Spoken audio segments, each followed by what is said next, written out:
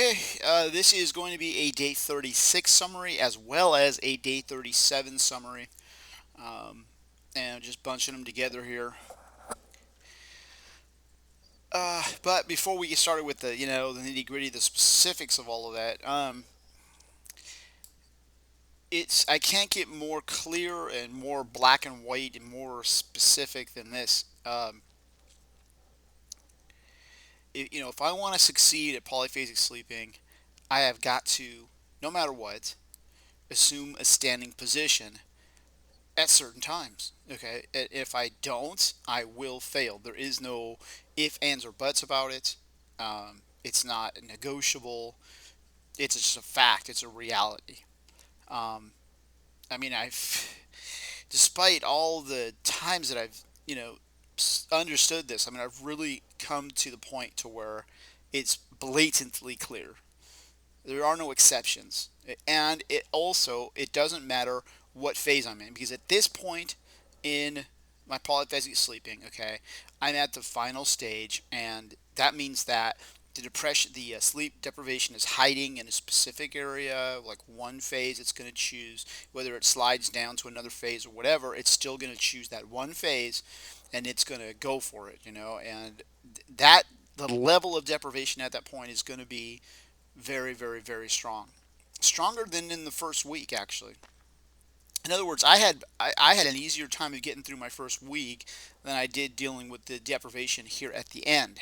That's who would think that? You know what I mean? You wouldn't think that would be the case, but the fact is that is the case, and it is very demoralizing. And I think a good number of people have given up at that stage because of that. And I know of at least one person that I read, but I haven't looked. And not many people actually make it that far anyway, so you can't really get much of a sample size there.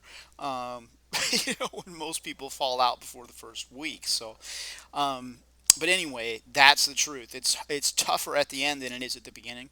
And that totally is counterintuitive, but true.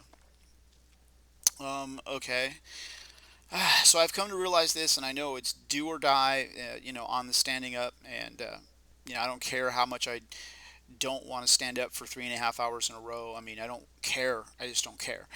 Um, if at this stage of adaptation, if I am going to succeed. If I'm in a bad phase, doesn't matter what time it is, doesn't matter what the situation is. If things are going south, I had better be standing up or taking a walk, or at least going to wash my face and then going to take a walk or stand up. But sitting down is not an option. Period. End of story. Um, or I will fail. If I sit down, I fail. So I mean that's it. That's it. And I would have normally given up by now, but I mean, I really did make up my mind that I'm going to succeed this time, and I have succeeded to a certain extent. But I mean, totally succeed.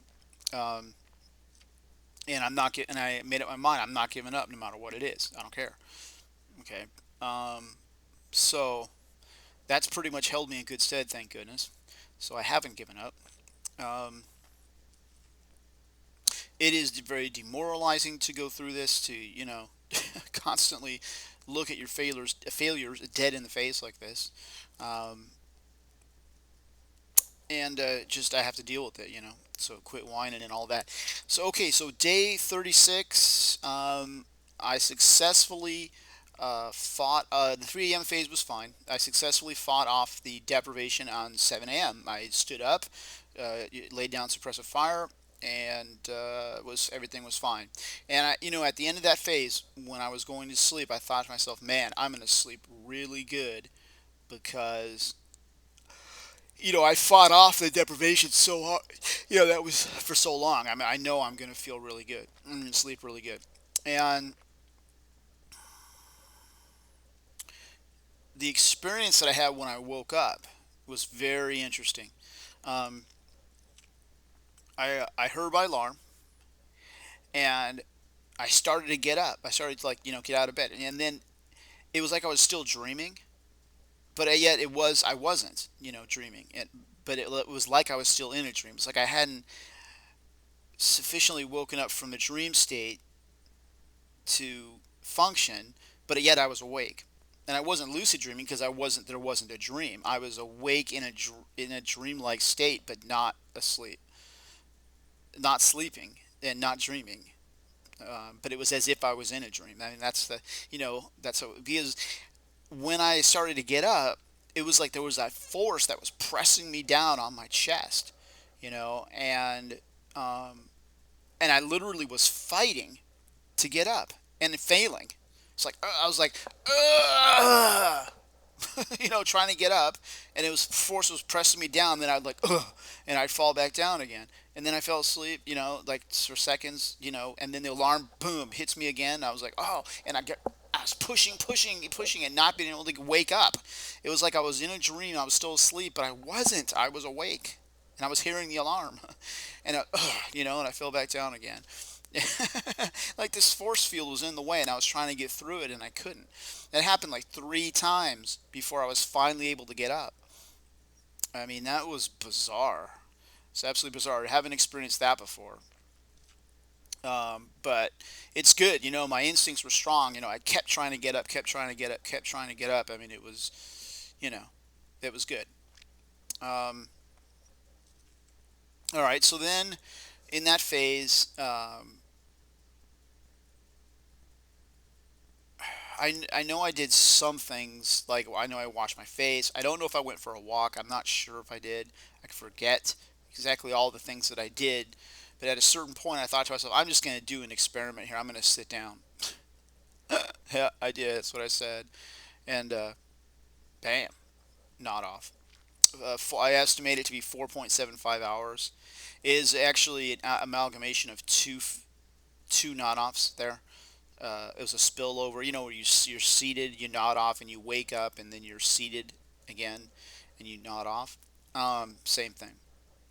And I woke up at like around 10 something, and my nap was at 11. So it was definitely a bad way. And then that was followed by two no sleeps, which makes sense.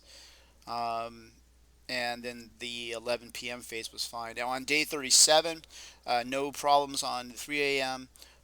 7 a.m. phase, I don't think there were any problems. I don't think there were.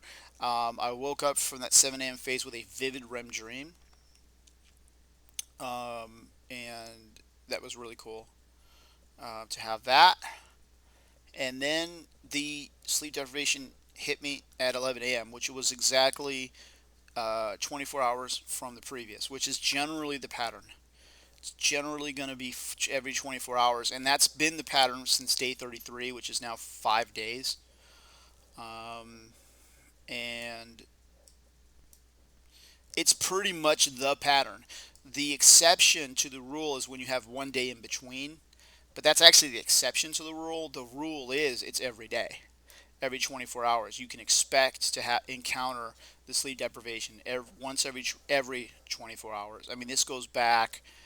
I mean, this goes back all the way to day 12. Day 12 was the crucial beginning of the worst of sleep deprivation. It was day 12, August 27th. I mean, that was it right there, and that was when the 3 p.m. phase was in vogue with the sleep deprivation. Um, but that's when it started, and then from day 12 onward, okay, it's been pretty much every single day I've been getting hit by the deprivation every 24 hours. And I mean, there have been some exceptions to the rule. Um, and in fact, I had real success, a massive area of success, and I pretty much remember this in my reporting. I was feeling really, really good, really, really good. Day 21, day 22. Oh heck yeah! I mean, I was kicking major butt right there. I mean, it was. I felt like I was adapted right there. Man, I wish I could feel that way again. I mean, I feel great and everything. Don't get me wrong, but man, that day 21, day 22 was the greatest success that I've had in my entire adaptation right in there. Um, but other than that, man, those no sleeps just kept lining up.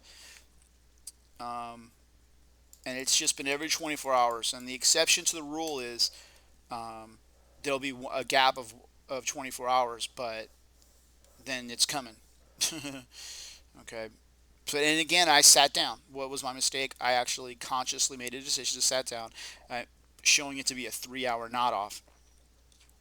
Okay, and I just sleep while I'm sitting down, and I wake up 3 hours later, sitting right there, on the floor, sitting down. That's how it is. Um, the rest of the day of day 37 was fine. I'm now in the 3 a.m. phase. I'm not encountering any deprivation symptoms. I have a feeling that the deprivation has moved now into the 11 a.m. phase. Okay. Um, so I think that's what I'm looking at there. I think that's where I'm gonna have to lay down suppressive fire, um, because definitely at that 11 a.m. So I'll have to update my chart to reflect that because it's kind of slid down from day 33, and then it was at 3 a.m. for the past 4 days, and then day 34 it slipped down to 7 a.m. and day 36 it was down to 11 a.m. and here it is at 11 a.m. So making like a little snake pattern there as it descends. And that's it. I mean, it's just the way it is. I'm going to be standing up for 3.5 hours at a time until I don't have deprivation symptoms. I mean, that's just how it is. Um, that is pretty much it.